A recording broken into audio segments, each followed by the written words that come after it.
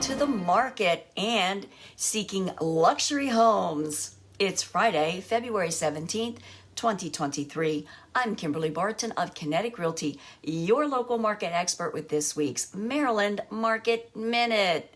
You need to know what the local market is doing, so be sure to subscribe for weekly updates. Buyers' showings were at their highest level since September 2022. While buyers are out shopping, there is still a noticeable inventory shortage. These buyers are also interested in luxury condos priced over $375,000 and luxury single-family homes over $750,000. Let's look at the activity over this past week. 780 homes are coming to the market, up from last report. 602 homes came on the market, a rise from last week.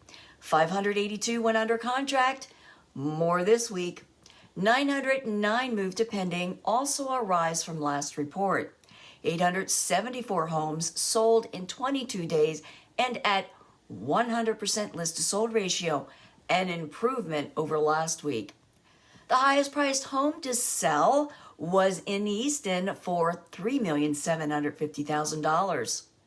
Rentals rose to 2,150 rentals, holding steady at $2,300 per month, and days on the market holding at 33 days. Got questions?